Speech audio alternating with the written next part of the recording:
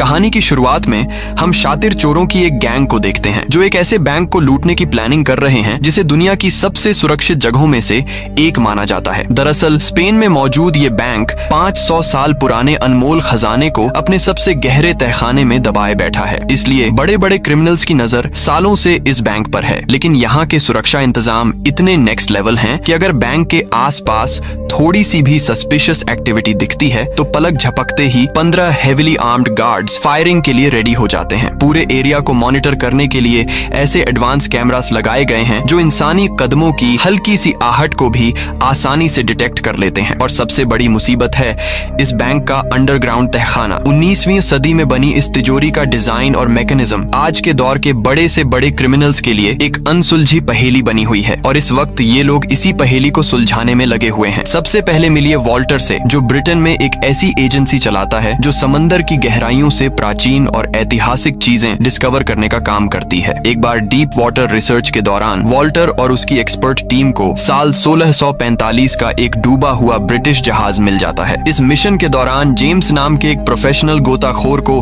पानी के नीचे एक बहुत पुराना बॉक्स मिलता है जिसके भीतर सदियों पुराने सोने के 3 रेयर सिक्के रखे हुए हैं। इन तीनों सिक्कों के पीछे एक बहुत बड़ा मिस्ट्री छिपा हुआ है जिसे जानने के बाद किसी भी इंसान का लालच जाग जाए। लेकिन इससे पहले कि वॉल्टर और उसके साथी अपनी इस बड़ी सक्सेस का जश्न मना पाते, ठीक उसी समय स्पेनिश नेवी के जंगी जहाजों ने उनके पूरे शिप को चारों तरफ से घेर लिया। स्पेनिश नेवी ऑफिसर का क्लेम था कि वॉल्टर की टीम ने उनके समुद्री बॉर्डर का उल्लंघन करके यह खजाना निकाला है। इसके तुरंत बाद स्पेन की नेवी ने वॉल्टर की टीम की सारी कीमती प्रॉपर्टी अपने कब्जे में ले ली। उन अनमोल सिक्कों वाले बॉक्स को भी वहां की सरकार ने सीज कर लिया और सीधे उसी सुपर सेफ बैंक के अंडरग्राउंड तहखाने में लॉक कर दिया। वॉल्टर अपनी सालों की मेहनत की इस बर्बादी को बर्दाश्त नहीं कर पा रहा था। उसकी टीम ने अपनी जान दांव पर लगाकर समंदर से वह खजाना निकाला था जिसे नेवी ने बिना किसी मेहनत के छीन लिया और अब बदला लेने के लिए वो उस बैंक के भीतर घुसकर अपने तीनों सिक्के वापस चुराने का एक मास्टर प्लान तैयार कर रहा है। वॉल्टर ये मुश्किल काम अकेले नहीं कर सकता था, इसलिए उसने अपने ही देश के एक जीनियस स्टूडेंट थॉम को अपने साथ मिला लिया जो बहुत कम उम्र में एक्स्ट्रॉर्डिनरी माइंडसेट का मालिक है। थॉम अभी यूनिवर्सिटी में पढ़ाई ही पूरी कर रहा था, लेकिन उसकी काबिलियत देखकर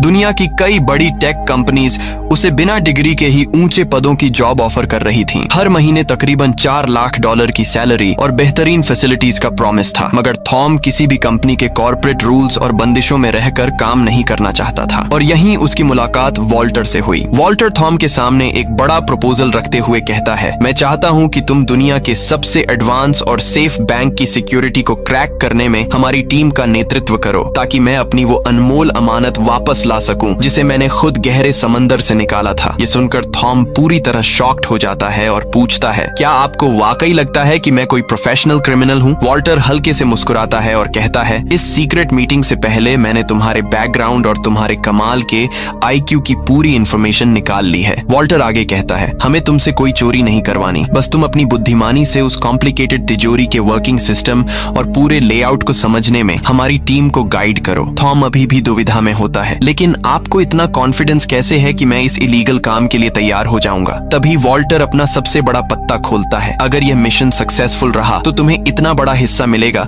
कि तुम्हारी आने वाली कई पीढ़ियां भी बिना कुछ किए ऐश की जिंदगी झेंगी। इतना कहकर वो स्पेन का एक हवाई टिकट टेबल पर छोड़ देता है और वहां से चला जाता है। थॉम घर लौटकर इंटरनेट पर बैंक ऑफ स्पेन के बारे में छानबीन करता है और पता चलता है कि इसकी तिजोरी दुनिया की सबसे उलझी हुई तिजोरी है जिसे आज तक कोई नहीं तोड़ पाया। यह चैलेंज देखकर थॉम का इंटरेस्ट और बढ़ जाता है और वो वॉल्टर के साथ जाने का फैसला कर लेता है। अगले दिन पिता को कॉल करके बताता है और फिर फ्लाइट पकड़कर मैड्रिड एयरपोर्ट पहुंच जाता है। वहां उसकी मुलाकात लोरेन से होती है। लोरेन वॉल्टर की शातिर एजेंट थी जो हर मिशन पर अपनी पहचान बदल लेती थी। लोरेन उसे बैंक ऑफ स्पेन के ठीक सामने वाली एक ऊंची बिल्डिंग में ले जाती है जहां वॉल्टर उसका वेलकम करता है और बताता है कि यहीं से पूरे ऑपरेशन को कंट्रोल किया जाएगा। वहां क्लाउस नाम के एक कंप्यूटर हैकर से थॉम की मुलाकात होती है। वॉल्टर बताता है कि पूरे मिशन को जेम्स लीड करेगा। तभी साइमन नाम के शख्स की एंट्री होती है जिसकी खासियत थी कि वो किसी भी चीज को पल भर में ढूंढ निकालता था। वॉल्टर बैंक की मेन तिजोरी क्रैक करने की जिम्मेदारी सीधे थॉम को सौंप देता है। ये सुनकर जेम्स भड़क जाता है क्योंकि उसका कहना था कि थॉम को ऐसे खतरनाक कामों का कोई एक्सपीरियंस नहीं है। वॉल्टर उसकी बात अनसुनी कर क्लाउस से मिशन का अपडेट पूछता है। क्लाउस बताता है कि बैंक का पूरा टेलीफोन सिस्टम तो हैक हो गया है, लेकिन इंटरनल सिस्टम में घुसने के लिए एक सीक्रेट पासवर्ड चाहिए। रैंडम नंबर्स डालकर बाईपास करने करने में 100 करोड़ से भी ज्यादा कॉम्बिनेशंस ट्राई करने पड़ते, जो नामुमकिन था। तभी थॉम एक आइडिया देता है कि जो बैंक स्टाफ अभी छुट्टी पर है उसे बैंक के किसी ऑफिशियल नंबर पर कॉल करो और खुद को बैंक ऑफ स्पेन के कस्टमर केयर या वॉइसमेल सर्विस का एजेंट बताओ। फिर उनसे कहो कि आपके अकाउंट पर एक अर्जेंट मैसेज आया है, जिसे सुनने के लिए कृपया बीप के बाद अपना सीक्रेट पासवर्ड एंटर करें। शुरुआत में टीम के बाकी मेंबर्स को लगता है कि यह बहुत ही बचकाना आइडिया है, पर हैरानी की बात यह होती है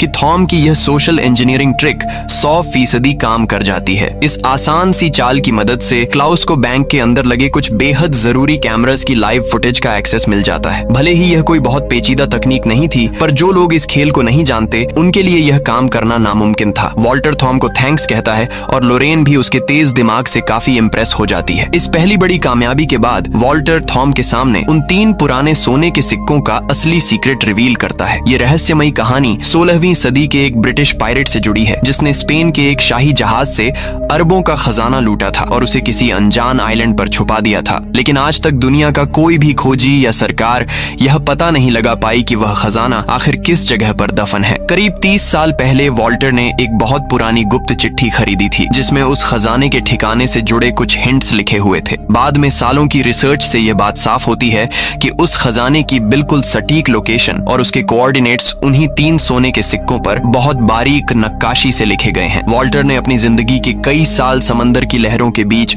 उन कीमती सिक्कों को खोजने में दांव पर लगा दिए थे, मगर अफसोस वही सिक्के अब स्पेन सरकार के कब्जे में दुनिया के सबसे सिक्योर बैंक के लॉकर में बंद हैं। वॉल्टर अपनी टीम के सामने वादा करता है कि अगर यह हाइस्ट सक्सेसफुल रही तो खजाने का एक एक हिस्सा सभी में बराबर डिवाइड कर दिया जाएगा। वह थॉम को यह भरोसा भी दिलाता है कि अगर वे किसी वजह से अनसक्सेसफुल भी रहे तो भी उसकी मेहनत और कीमती समय के बदले एक बड़ा अमाउंट पे किया जाएगा। एक लंबी ब्रेनस्टॉर्मिंग के बाद पूरी टीम मिलकर बैंक के अंदर घुसने का पहला फुल प्रूफ ब्लूप्रिंट रेडी करती है। प्लान के मुताबिक सबसे पहले वे बैंक का स्टाफ बनकर एक इंडस्ट्रियल क्लीनिंग कंपनी को कॉल करते हैं और उन्हें झूठी इंफॉर्मेशन देते हैं कि बैंक के अलार्म सिस्टम में टेक्निकल फॉल्ट आ गई है, जिसकी वजह से कुछ दिनों के लिए साफ सफाई का काम सस्पेंड किया जा रहा है। इसके तुरंत बाद साइमन और थॉम उसी क्लीनिंग कंपनी के फेक एम्प्लॉई बनकर सीधे बैंक के मेन गेट पर पहुंच जाते हैं। दोनों अपनी एक्टिंग इस कदर परफेक्टली निभाते हैं कि वहां तैनात सिक्योरिटी गार्ड्स को जरा सा भी डाउट नहीं होता। वे बहुत आसानी से सिक्योरिटी चेक क्लियर करके बैंक के इंटरनल एरिया में एंट्री ले लेते हैं। दूसरी तरफ शातिर लॉरेन एक आर्ट एक्सपर्ट का रूप धारण करती है, जो एक्सपेंसिव और रेयर पेंटिंग्स की जांच करती है। वह बैंक एडमिनिस्ट्रेशन को यह दिखाने आई है कि वहां रखी हिस्टोरिकल कलाकृतियों को कोई डैमेज तो नहीं पहुंचा है। वह पूरे कॉन्फिडेंस के साथ वहां के चीफ सिक्योरिटी ऑफिसर गुस्तावो से मिलती है। गुस्तावो को उस पर रत्ती भर भी शक नहीं होता, क्योंकि लोरेन को पेंटिंग्स और आर्ट वर्ल्ड की गजब की नॉलेज है। इसी बातचीत के दौरान लोरेन बहुत ही स्मार्टली अपना बबल टी कप गुस्तावो के हाथ में थमा देती है, ताकि वह चुपके से उसके फिंगरप्रिंट्स कलेक्ट कर सके। उधर अपने सीक्रेट बेस पर बैठा क्लाउस सीसीटीवी कैमरास के जरिए बैंक के अंदर मौजूद अपने साथियों की हर एक मूवमेंट को बारीकी से ट्रैक कर रहा है। वह तुरंत साइमन को एक सीक्रेट सिग्नल भेजता है कि वह बिना किसी की नजर में आए बैंक के वीआईपी टेक्निकल रूम में घुस जाए। साइमन बिना कोई टाइम वेस्ट किए वहां पहुंचता है और अपने साथ लाया हुआ एक जासूसी गैजेट वहां के मेन सिग्नल पोर्ट से अटैच कर देता है। इस मास्टर स्ट्रोक से क्लाउस को बैंक के पूरे सिक्योरिटी ग्रिड का एक्सेस मिल जाता है। इसी बीच एक सिक्योरिटी गार्ड लॉरेन को सीधे बैंक प्रेसिडेंट के कैबिन में ले जाता है, जहां उसे कुछ कीमती पेंटिंग्स की री एग्जामिनेशन करनी है। जैसे ही गार्ड वहां से हटता है, लोरेन पलक झपकते ही अपना खास इलेक्ट्रॉनिक टूल निकालती है और तेजी से पेंटिंग को स्कैन करने लगती है। क्लाउस इस दौरान एक बहुत बड़ा रिस्क लेता है। वह कैमरास की लाइव फुटेज की स्पीड स्लो करके उसे इस तरह एडिट करता है कि कंट्रोल रूम में बैठे मॉनिटर्स को यही लगे कि लोरेन अभी भी शांति से पेंटिंग का मुआयना कर रही है। लेकिन हकीकत यह थी कि लोरेन उस कैबिन में तिजोरी की मेन चाबी का सीक्रेट ठिकाना ढूंढ रही थी। उसने एक एडवांस 3D स्कैनर डिवाइस से उस चाबी का हूबहू डिजिटल क्लोन तैयार कर लिया। वह पहली चाबी की कॉपी बनाने का काम पूरा ही करती है कि अचानक कमरे का दरवाजा खुलता है और खुद बैंक प्रेसिडेंट अंदर आ धमकता है। बैंक प्रेसिडेंट के अचानक आने से खतरा बहुत बड़ा हो जाता है, क्योंकि क्लाउस ने कैमरास पर जो slow motion video loop set किया था उसका टाइम अब खत्म होने वाला था। अगर सिक्योरिटी टीम को असली लाइव फीड और बदली हुई फुटेज के बीच का फर्क समझ आ जाता तो उनका पूरा हाइस्ट उसी पल तबाह हो जाता। लेकिन इस मुश्किल घड़ी में भी लोरेन गजब का प्रेजेंस ऑफ माइंड दिखाती है। वह बैंक प्रेसिडेंट से बेहद शालीनता से कहती है कि सर, थोड़ा साइड हो जाइए ताकि मैं इस आर्टवर्क की एक परफेक्ट फोटो ले सकूं। वह बिना किसी शक के पीछे हट जाता है और लोरेन अपनी हाजिर हाजिर जवाबी से इस बड़े खतरे को टाल देती है। थोड़ी ही देर में बैंक प्रेसिडेंट उस कैबिन से बाहर चला जाता है और लोरेन को अपना बाकी काम पूरा करने का मौका मिल जाता है। लोरेन बिना एक पल गंवाए फुर्ती से उस दूसरी चाबी को भी स्कैन कर लेती है जो एक दूसरी कीमती पेंटिंग के पीछे बहुत ही चालाकी से छिपाई गई थी। ठीक इसी समय थॉम को एक बेहद डेंजरस काम सौंपा गया था। उसे बैंक के मेन मीटिंग रूम में जाना था और वहाँ टेबल के नीचे छिपकर अपने एडवांस स्कैनर के जरिए नीचे बनी रहस्यमयी तिजोरी की पूरी बनावट और उसके स्ट्रक्चर का मैप तैयार करना था। लेकिन बदकिस्मती देखिए, तभी बैंक के कुछ बड़े ऑफिशियल्स की एक टीम मीटिंग के लिए अचानक उसी कमरे में आ जाती है। अब थॉम के पास सांसें रोककर चुपचाप मेज के नीचे दुबकने के अलावा कोई रास्ता नहीं बचता। तभी वहाँ बैठे एक स्टाफ के हाथ से कुछ जरूरी फाइल्स फिसलकर सीधे फर्श पर गिर जाती हैं। वह शख्स जैसे ही उन्हें उठाने के लिए नीचे झुकने लगता है, थॉम की जान हलक में आ जाती है। लेकिन ठीक उसी नाजुक मोड़ पर अचानक पूरे बैंक में अलार्म गूंज उठता है। उस लाउड सायरन को सुनते ही और सभी अधिकारी मीटिंग छोड़कर तुरंत बाहर भाग जाते हैं। थॉम की किस्मत यहाँ उसका पूरा साथ देती है और वह बाल बाल बच जाता है। असल में थॉम की उस स्कैनिंग मशीन से जो इलेक्ट्रोमैग्नेटिक वेव्स निकल रही थी, उसी के कारण बैंक का अलार्म सिस्टम एक्टिवेट हो गया था। अलार्म बजते ही बैंक के ठीक सामने बने मिलिट्री हेडक्वार्टर से मरीन कमांडो और सिक्योरिटी गार्ड्स तुरंत एक्शन मोड में आ जाते हैं। वे पल भर में पूरे बैंक को चारों तरफ से कॉर्डन ऑफ कर लेते हैं। गुस्तावो तुरंत ऑर्डर पास कर देता है कि जांच पूरी होने तक बैंक परिसर से कोई भी इंसान बाहर कदम नहीं रखेगा। उधर लोरेन ने दूसरी चाबी का डिजिटल क्लोन तो बना लिया था, पर पाबंदियों के कारण उसे वापस उसकी जगह पर रखने का मौका नहीं मिल पाता। तभी बैंक प्रेसिडेंट वहां आता है और लोरेन को सुरक्षा कारणों से तुरंत अपने साथ बाहर चलने को कहता है। इस अचानक आई आफत से पूरी टीम के होश उड़ जाते हैं। सब लोग अपने सीक्रेट बेस पर घबराए हुए थे कि इस सिचुएशन को कैसे हैंडल किया जाए। तभी थॉम खुद आगे बढ़कर सामने आता है। वह कहता है कि वह अपनी जान दांव पर लगाकर लोरेन के हाथ से छूटने वाली उस चाबी को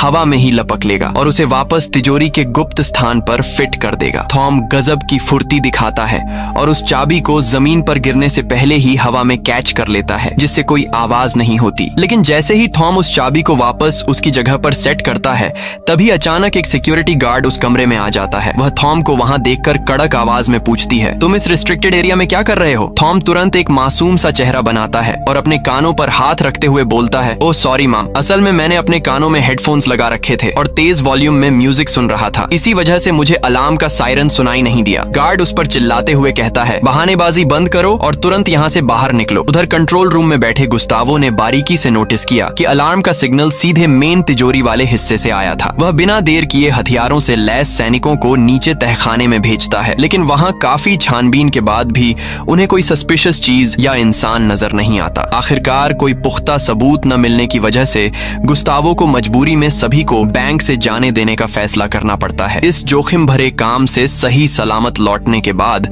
जब पूरी टीम बैंक से चुराए गए डेटा की बारीकी से जांच करती है, तो थॉम एक बार फिर अपनी गजब की बुद्धिमानी का सबूत देता है। वह ध्यान देता है कि स्कैनर तिजोरी के एक खास हिस्से का साफ ढांचा नहीं बना पाया है। वो तुरंत समझ जाता है कि उस जगह पर पानी मौजूद है। दरअसल उस गुप्त तिजोरी के ठीक ऊपर पानी का एक बहुत बड़ा टैंक मौजूद है। 19वीं सदी के उस्ताद इंजीनियर्स ने इस लॉकर की सुरक्षा के लिए ऐसा अचूक चक्रव्यूह बनाया है कि अगर कोई भी घुसपैठियां बिना अनुमति के इसके अंदर कदम रखता है, तो मुख्य पाइपलाइन के सारे वाल्व्स खुद ब खुद खुल जाते हैं। देखते ही देखते वह पूरा हिस्सा पानी से भर जाता है, जिससे चोर वहीं फंसकर अपनी जान गंवा बैठता है। थॉम अपनी खोज से यह भी पता लगाता है कि उस पुराने दौर में आज की तरह कोई मोशन डिटेक्शन टेक्नोलॉजी तो मौजूद नहीं थी, पर उसकी जगह उन्होंने फर्श के नीचे एक बहुत ही संवेदनशील तराजू फिट कर रखा है। जैसे ही तिजोरी की जमीन पर तय सीमा से 1 ग्राम भी फालतू वजन पड़ता है, वह पूरा सिस्टम खुद एक्टिवेट हो जाता है और वाटर ट्रैप चालू हो जाता है। अब टीम के सामने सबसे बड़ी चुनौती ये है कि उस संवेदनशील तराजू को बिना डिस्टर्ब किए तिजोरी को कैसे पार किया जाए। उधर बैंक में अलार्म बजने की उस घटना के बाद जब सुरक्षा बलों को कोई सुराग नहीं मिलता, तो बैंक प्रेसिडेंट गुस्तावो को बहुत बुरी तरह डांटते हैं। उसी दौरान पूरे देश में फुटबॉल वर्ल्ड कप का जोश अपने चरम पर होता है और बैंक के ठीक बाहर बने चौक पर स्पेन की टीम का हौसला बढ़ाने के लिए हजारों फैंस की भारी भीड़ जमा होती है। बैंक प्रेसिडेंट के सलाहकार गुस्तावो का बचाव करते हुए कहते हैं कि शायद अलार्म बजने की वजह बाहर लगे बड़े बड़े पावर जनरेटर्स और मैच दिखाने वाली बड़ी स्क्रीन्स का इलेक्ट्रोमैग्नेटिक असर हो सकता है। इसी बीच जेम्स और साइमन अंडरग्राउंड सीवर के गुप्त रास्तों का इस्तेमाल करके उस बड़े तराजू के बेसमेंट तक पहुंचने में कामयाब हो जाते हैं। जैसा कि थॉम ने पहले ही अंदाजा लगाया था, वह मैकेनिकल सिस्टम सिस्टम सच में पुरानी इंजीनियरिंग की एक बेजोड़ मिसाल है। लेकिन अब उनके सामने एक और नई मुसीबत आकर खड़ी हो जाती है। उस गुप्त तिजोरी तक नीचे के रास्ते से सुरंग खोदने के लिए उन्हें कम से कम 15 दिनों का वक्त चाहिए। अगर वे मशीन्स का इस्तेमाल करके तेजी से ड्रिलिंग करते हैं तो उसकी तेज आवाज से बैंक की सिक्योरिटी टीम तुरंत अलर्ट हो जाएगी। वे हर हाल में वर्ल्ड कप के इस खुशनुमा माहौल का फायदा उठाना चाहते हैं जब बाहर मौजूद पूरी जनता और पुलिस मैच के रोमांच में डूबी हो। लेकिन दिक्कत यह है कि फाइनल मैच अब से सिर्फ 8 दिन बाद ही होने वाला है। ये सुनकर वॉल्टर पूरी तरह निराश हो जाता है और मिशन को यहीं बंद करने का मन बना लेता है। टीम के बाकी लोग भी उम्मीद खोने लगते हैं, लेकिन अक्सर बड़ी मुसीबतें ही सबसे शानदार रास्तों को जन्म देती हैं। एक शाम वॉल्टर बैंक के ठीक सामने वाली एक ऊंची इमारत की छत पर जाता है। वहां से नीचे का नजारा देखते हुए वह नोटिस करता है कि जब भी फुटबॉल मैच के दौरान स्पेन की टीम कोई गोल दागती है और नीचे खड़ी भीड़ खुशी के मारे चिल्लाती है तो बैंक के मोशन डिटेक्शन कैमरास खुद ब खुद उस शोर की तरफ घूम जाते हैं। इसका साफ मतलब है कि वे नीचे के बजाय बैंक की छत के रास्ते ऊपर से अंदर घुस सकते हैं। लेकिन यह पूरा खतरनाक प्लान स्पेन की फुटबॉल टीम की जीत पर टिका है और किस्मत देखिए, स्पेन की टीम बेहतरीन खेल दिखाते हुए सेमीफाइनल जीतकर सीधे फाइनल में पहुंच जाती है। अब टीम के लिए बस तिजोरी तक पहुंचने के रास्ते को सेफ बनाना बाकी है। इसी बीच एक दिन कंट्रोल रूम में ड्यूटी संभालते हुए गुस्तावो के कानों में सफाई कर्मचारियों की बातचीत का कुछ हिस्सा पड़ता है। वे आपस में बात कर रहे हैं कि कुछ दिनों पहले बैंक की तरफ से सफाई का काम रोकने के लिए एक कॉल आया था क्योंकि सिस्टम में कोई खराबी थी। ये बात सुनते ही गुस्तावो को झटका लगता है और उसे तुरंत याद आता है कि उस दिन 2 नए सफाई कर्मी बैंक के अंदर आए थे। वह बिना कोई वक्त गंवाए पुराने कैमरास के रिकॉर्ड्स खंगालना शुरू करता है जहां उसे थॉम और साइमन की साफ तस्वीरें मिल जाती हैं। लेकिन चूंकि उन दोनों का कोई पुराना पुलिस रिकॉर्ड नहीं है, इसलिए बैंक का फेशियल रिकॉग्निशन सिस्टम उनकी पहचान बताने में फेल हो जाता है। अब गुस्तावो पहले से कहीं ज्यादा अलर्ट हो चुका है। वह बैंक के अंदर सिक्योरिटी गार्ड्स की संख्या दोगुनी कर देता है और परिसर के कोने कोने में नए खुफिया कैमरास लगवा देता है। उधर थॉम इस मिशन को सफल बनाने के लिए कई रातों से सोया नहीं है। वह पूरी लगन से उस बड़े तराजू की मुश्किल समस्या का हल निकालने में दिन रात लगा हुआ है। आखिरकार अपने बेहतरीन दिमाग की बदौलत थॉम एक बहुत ही अनोखा रास्ता ढूंढ निकालता है। वह टीम को सलाह देता है कि वे उस पुराने तराजू को फ्रीज करने के लिए लिक्विड नाइट्रोजन गैस का इस्तेमाल करेंगे क्योंकि बहुत ज्यादा ठंडी नाइट्रोजन गैस किसी भी मजबूत मेटल को कुछ ही सेकंड्स में जमा कर पूरी तरह सुन्न कर देती है। थॉम के हिसाब से उस विशाल सिस्टम को पूरी तरह फ्रीज करने के लिए कम से कम 500 किलो नाइट्रोजन गैस की जरूरत है और इस जोखिम भरे काम का जिम्मा साइमन के कंधों पर होता है। टीम के सभी सदस्य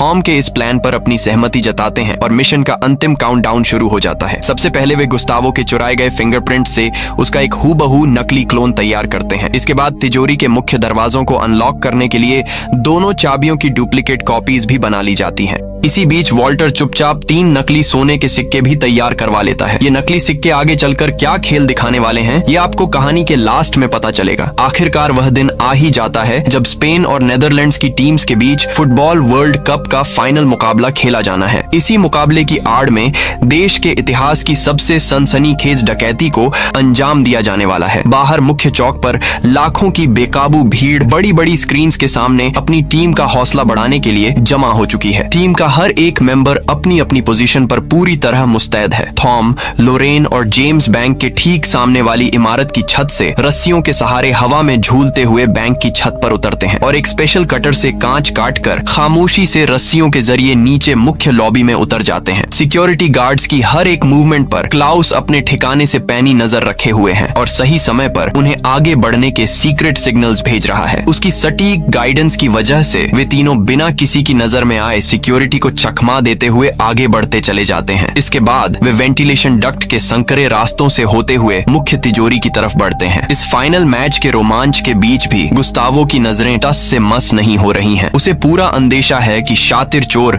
इस सुनहरे मौके का फायदा उठाने की कोशिश जरूर करेंगे, इसलिए वह खुद कंट्रोल रूम की स्क्रीन्स पर एक एक हरकत को बारीकी से देख रहा है। जैसे ही वे वेंटिलेशन डक्ट के मुहाने से बाहर निकले, तीनों के पैरों तले जमीन खिसक गई क्योंकि उनके सामने 2 दीवारों के बीच एक भयानक गहरी खाई है। तीनों अपने साथ लाई पोर्टेबल सीढ़ी को खोलकर दोनों दीवारों को आपस में जोड़ देते हैं। जेम्स सबसे आखिर में उस सीढ़ी पर चढ़ता है, लेकिन जैसे ही वह बीच रास्ते पहुंचता है, सीढ़ी अचानक नीचे की तरफ सरकने लगती है। मौत को सामने देख जेम्स पूरी ताकत से आगे की तरफ छलांग लगाता है। ठीक उसी नाजुक पल में थॉम हवा में ही उसका हाथ मजबूती से थाम लेता है और जेम्स की जान बच जाती है। उधर क्लाउस सिस्टम को हैक करके पहला सिक्योरिटी दरवाजा खोल देता है। इसके बाद उनके सामने एक और बेहद भारी स्टील का दरवाजा आता है। इसे खोलने के लिए गुस्तावो के नकली फिंगरप्रिंट और उन दोनों डुप्लीकेट चाबियों का एक साथ एक ही सेकंड में इस्तेमाल किया जाना जरूरी है। तीनों साथियों के तालमेल के बिना यह दरवाजा खुलना पूरी तरह नामुमकिन है। किस्मत से फिंगरप्रिंट और चाबियों का वह कॉम्बिनेशन एकदम सटीक बैठता है और आखिरकार बैंक का वह अंतिम दरवाजा भी उनके सामने खुल जाता है। अब उनके ठीक सामने वह फर्श है जिसके नीचे वह संवेदनशील तराजू लगा हुआ है। अंडरग्राउंड सीवर में तैनात साइमन को जैसे ही टॉम का सिग्नल मिलता है, वह बिना देरी किए उस तराजू के मुख्य बेस पर भारी मात्रा में नाइट्रोजन गैस रिलीज करना शुरू कर देता है। ऊपर तिजोरी में खड़े तीनों लोग अपनी सांसें रोके उस मैकेनिज्म के जमने का इंतजार कर रहे हैं। कुछ ही पलों में अत्यधिक ठंड की वजह से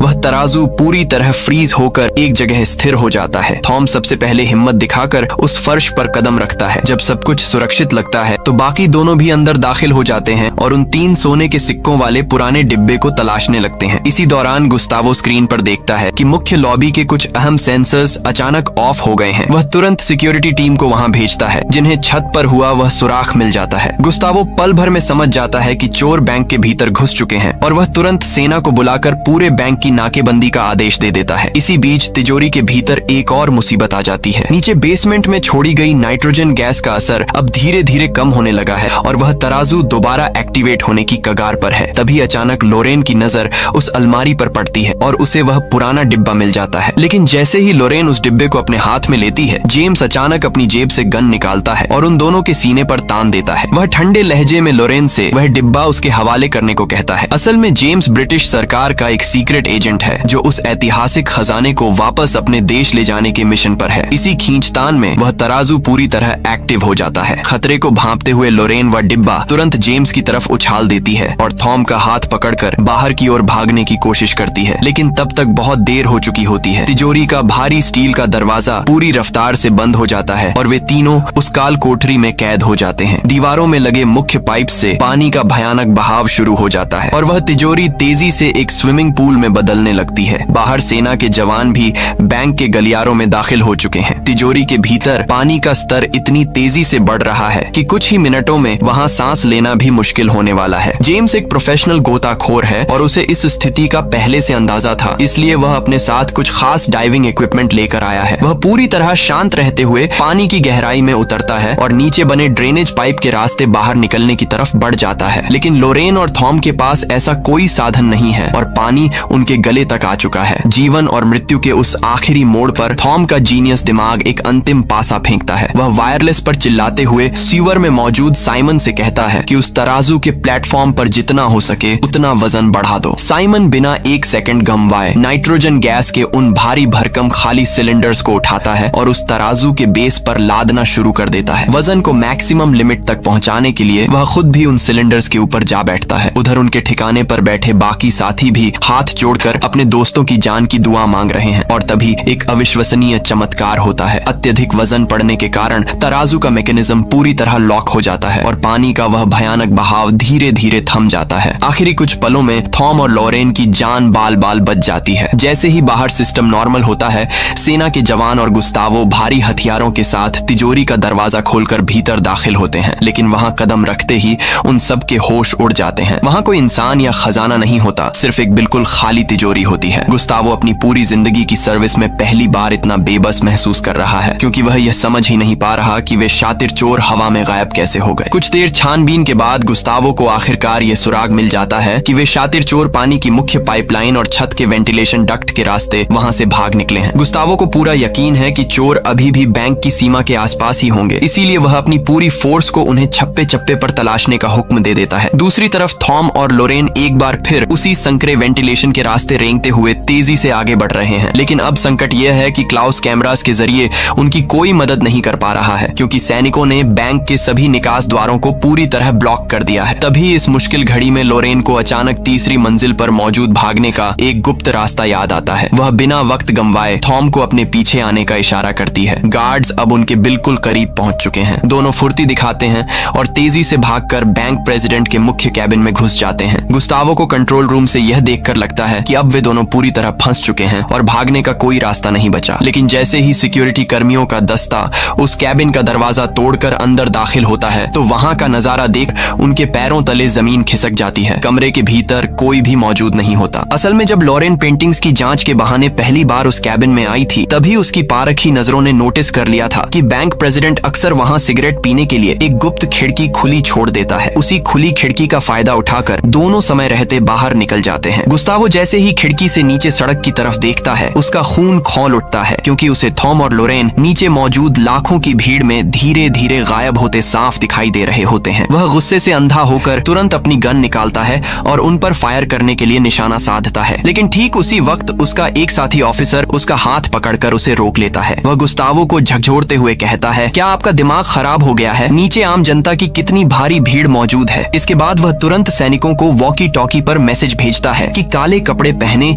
उन दोनों संदिग्धों को उस भीड़ में से ढूंढकर बाहर निकालो। लेकिन थॉम और लोरेन इस सिचुएशन के लिए पहले से ही तैयार हैं। वे भीड़ में कदम रखते ही पलक झपकते अपने काले कपड़े उतारकर फेंक देते हैं और आम फुटबॉल फैंस की तरह दिखने लगते हैं। अपनी पहचान छिपाने के लिए दोनों भीड़ के बीच एक प्रेमी जोड़े की तरह एक दूसरे को गले लगा लेते हैं। सैनिक उनके इस झांसे में आ जाते हैं और उन्हें पहचान नहीं पाते, जिसके कारण आखिरकार सेना को हार माननी पड़ती है। इस मिशन के कुछ समय बाद वॉल्टर इंग्लैंड की धरती पर मार्गरेट नाम की एक हाई प्रोफाइल महिला से मिलने पहुंचता है। मार्गरेट और जेम्स दोनों असल में ब्रिटिश खुफिया एजेंसी के बेहद शातिर सीक्रेट एजेंट्स हैं। वॉल्टर वहां उन 3 सोने के सिक्कों से मिलने वाले खजाने के हिस्से पर बात करने के इरादे से आया है, लेकिन मार्गरेट कड़े शब्दों में उसे कोई भी हिस्सा देने से साफ इनकार कर देती है। जेम्स उन तीनों सिक्कों को सुरक्षित अपने देश ले आया है और उसने वहां के एक बड़े प्रोफेसर को उन सिक्कों पर उकेरे गए खजाने के गुप्त कोऑर्डिनेट्स का पता लगाने के काम पर लगा दिया है। लेकिन जेम्स और उसकी एजेंसी इस बात से पूरी तरह अनजान है कि वॉल्टर को जेम्स की वफादारी पर बहुत पहले से ही शक हो गया था। इसीलिए वॉल्टर ने बैंक के भीतर ही लोरेन की मदद से उन असली सोने के सिक्कों को बहुत चालाकी से बदलकर उनकी जगह हूबहू दिखने वाले नकली सिक्के रखवा दिए थे। उन नकली सिक्कों पर जो दिशा निर्देश खुदे हैं वे पूरी तरह गलत और फर्जी हैं। जब जेम्स और मार्गरेट को इस धोखे का एहसास होता है तो उनके गुस्से का ठिकाना नहीं रहता। दूसरी तरफ फ्रांस के पश्चिमी हिस्से में स्थित एक खूबसूरत आइलैंड पर वॉल्टर की पूरी टीम इस कामयाबी का जश्न मना रही है। इस बीच थॉम ने अपनी असाधारण प्रतिभा से हवाई जहाज उड़ाने का ऑफिशियल पायलट लाइसेंस भी हासिल कर लिया है। तभी शातिर लॉरेन अपनी जेब से वे असली सोने के 3 सिक्के निकालती हैं और थॉम उन पर अंकित सही दिशा निर्देशों को कंप्यूटर सिस्टम में दर्ज करके खजाने की असली लोकेशन ट्रैक करता है। जैसे ही खजाने का असली ठिकाना स्क्रीन पर सामने आता है वे सब के सब हैरान रह जाते हैं, क्योंकि वह अरबों का खजाना खुद इंग्लैंड के एक सबसे बड़े सेंट्रल बैंक के भीतर दफन है। वह बैंक भी